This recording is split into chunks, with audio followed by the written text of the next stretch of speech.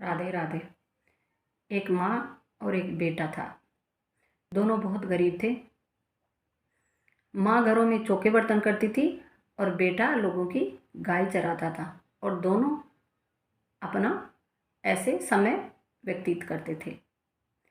तो माँ हर महीने चौथ माता का व्रत करती थी। तो बेटा जब गाय लेके चला जाता, चौथ के दिन वो आती, चौका बर्तन करती, नहाती, फिर पुए बनाती और माता को भोग लगाती थी। अब भोग लगाती थी, पुए बनाती थी, तो खुशबू सारे गांव में फैल जाती थी।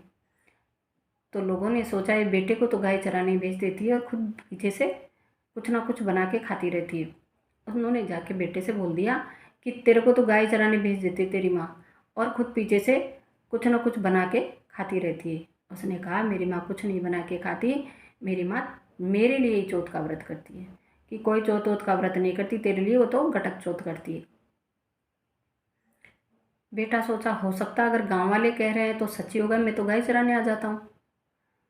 तो वो शाम को गया, खाना वाना खाया, सो गया। दूसरे दिन चौथ थी।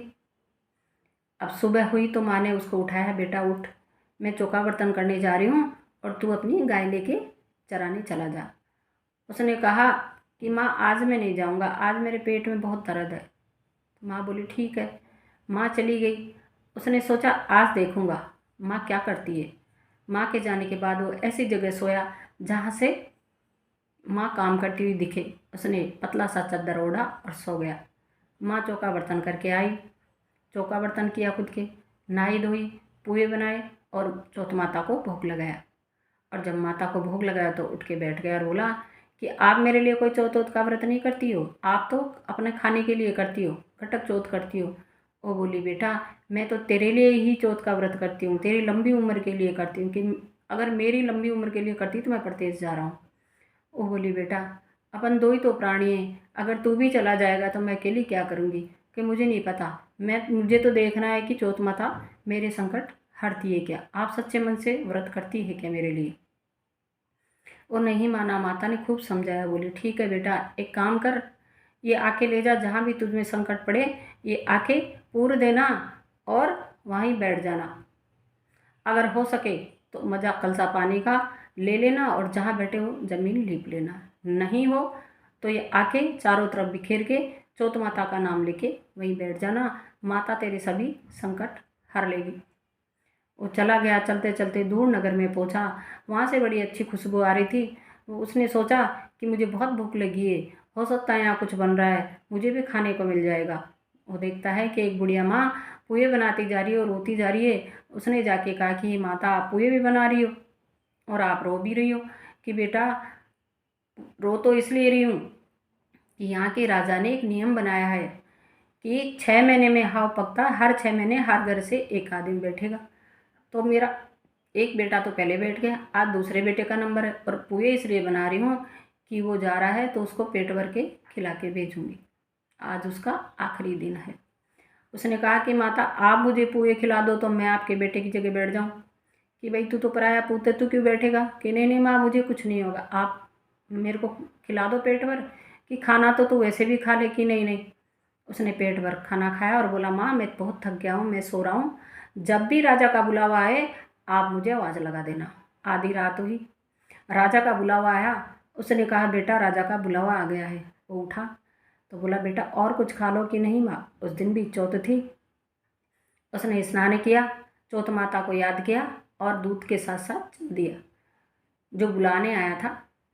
अब वहाँ जाके बोला कि भाई मैं जो बुढ़िया माँ है उसके बेटे की जगह आया हूँ, तो आप एक मजा कलसा पानी का और थोड़ी सी ज़मीन लिपवा दीजिए। सबने सोचा ठीक है कोई बात नहीं, अब आज के बाद तो जिंदा बचेगा नहीं। तो एक कोरा कलश पानी का मंगवाया और जहाँ बैठना था वहाँ ज़मीन लिपवाई, और उसने चौथ माता का ध्यान किया, चारों तरफ पानी का छिड़काव किया। जो माँ ने जो आखे दिए थे चौथ माता के, वो अपने चारों तरफ बिखेर के और चौथ माता को याद किया, हे चौथ माता अगर मेरी माँ सच्चे मन से व्रत करती थी मेरे लिए तो आज मुझ में संकट पड़ा, आज मेरे प्राणों का संकट है, आप मेरी रक्षा करें। उस पर जो मिट्टी के बर्तन थे वो चिन दिए गए और उसमें आग लगा दी गई। सुबह हुई, कुम्हारन झाड़ू लगा रही थी तो जो जो कंकर उछल उछल के जाए वो टन टन बोले। वो देखी 6 महीने में पकने वाला हाव 1 दिन में तो पकेगा नहीं।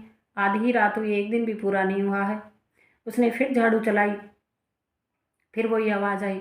वो दौड़ी दौड़ी अपने पति के पास गई। उसने कहा कि हाव पक गया है। बोले, भल मानस, 6 महीने में पकने वाला हाव 1 दिन में नहीं पकता, कि आप चल के देखो। कुम्हार आया, एक कंकर उठा के मारा तो सचमुच टन टन की आवाज़ हो रही थी। वह दौड़ता हुआ राजा के पास गया, क्योंकि हाव जब आग लगाई जाती तब भी राजा उपस्थित रहता था, और जब हाव को बर्तन पकने के बाद खोला जाता तब भी राजा रहता था। तो राजा को जाके बोला कि महाराज फरियाद कि बोलो कि हाव पक गया है। अरे कि 6 महीने में हाव पकता है, एक इतनी सी रात में कैसे पकेगा? कि नहीं महाराज पक गया। राजा आए, बर्तन उठाने लगे, थोड़े से बर्तन रहे। उसने कहा कि धीरे धीरे उठाना भाई, मुझे लग जाएगी। सब डर गए, बोले भाई तू कौन है? भूत है? कौन है? कि नहीं मैं कोई भूत ऊत नहीं हूँ, मैं जो बैठा था वही हूँ। उसको निकाल के राजा के पास लाए। राजा ने पूछा, आज तक ऐसा नहीं हुआ कि इतनी अग्नि में बैठने के बाद कोई बच जाए, तू कैसे बच गया? उसने कहा कि मैं और मेरी माँ 2 ही प्राणी थे। हम गरीब थे। माँ चौका बर्तन करती थी लोगों के घर में, मैं गाय चराता था। मेरी माँ हर महीने चौथ माता का व्रत करती थी और चौथ माता को भोग लगाती थी। लोगों ने मुझे बहका दिया कि तेरी माँ तो तेरे पीछे से कुछ बना के खाती है। तो मैंने माँ पे गुस्सा किया और निकल के आ गया कि मैं प्रदेश जा रहा हूँ। अगर चौथ माता का व्रत आप सच्चे मन से करती है तो मेरी चौथ माता रक्षा करे। तो माँ ने आके दिए थे कि जहाँ भी तुझे संकट पड़ी आके पूर्ण देना।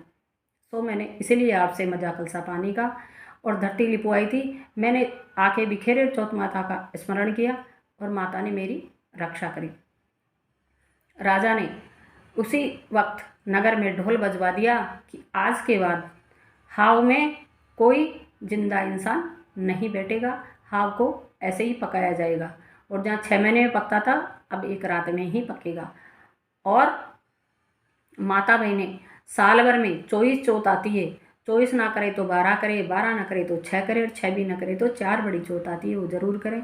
राजा ने उसका बहुत सा धन देकर उसको विदा किया। वो उस बुढ़िया के पास रहने लगा। उसके रहते रहते बुढ़िया माँ के भी खूब धन धान्य हो गया माता की कृपा से। बुढ़िया माँ भी चौथ का व्रत करने लगी, उसके बेटे बहू भी करने लगे। धीरे धीरे वो बड़ा होने लगा तो माता ने उसका ब्याह कर दिया। ब्याह किया, थोड़े साल 2 साल बाद उसको एक बेटा हुआ और खूब धन दान हो गया। एक दिन वो बैठ के सोच विचार करने लगा कि मेरी माँ जाने कहाँ है और कैसी हालत में है, जिंदा है मर गई कोई खबर नहीं है। तो बूढ़ी माँ से बोला, माता अब मैं मेरी माँ के पास जाऊँगा, उसकी कोई खोज खबर नहीं है। वो बोली ठीक है बेटा। उसको बहुत सा धन बुढ़िया ने दिया, राजा ने भी दिया था। और पहले तो गाड़ी वाड़ी नहीं चलती थी तो उसको गाड़ी और बैल दिए।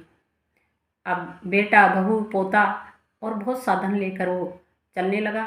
उधर माँ की ऐसी हालत थी कि आंखों से अंधी हो गई थी और बुद्धि भी बिगड़ गई थी। चलते चलते अपने नगर के पास पहुंचा। वहाँ क्या देखता है कि बहुत से लोग इकट्ठे हो गए और दौड़ते हुए माँ के पास आए और बोले कि बूढ़ी माँ तेरा बेटा आ रहा है। वो बोली मेरा बेटा कहाँ है, जाने कहाँ मर खर गया होगा। कि नहीं नहीं, तेरा बेटा गाड़ी बैल और उसकी बहू और तेरा पोता और बहुत सा धन लेके आ रहे हैं। माता ने चौथ माता को याद किया कि हे चौथ माता, अगर वो जिंदा है तो वो भी आप ही की कृपा है। चौथ माता की ऐसी कृपा हुई कि माँ की आंखों की ज्योति भी आ गई और बुद्धि भी ठीक हो गई। और देखा तो सामने बेटे बहू और पोता खड़ा है और बहुत सा धन गाड़ी में भरा है। बहू ने सास के पांव पकड़े और सास ने बहू के पकड़ लिए कि हे बेटा तेरे भाग्य से जिंदा हुआ है। बहू ने कहा कि नहीं माता, आपका भाग्य है, आप चौथ माता का व्रत करती थी इसीलिए ये सब, इनकी उम्र भी लंबी हुई और ये सब प्रताप चौथ माता का ही है। इसलिए सभी माता बहनों को साल भर में 24 चौथ आती हैं। 24 ना तो 12 करें, 12 ना तो 6 करें और 6 ना तो 4 बड़ी चौथ तो सभी को करनी चाहिए। भाई की बहन और पुत्र की माँ, पति की पत्नी, सभी को चौथ माता का व्रत करना चाहिए। जय चौथ माता की।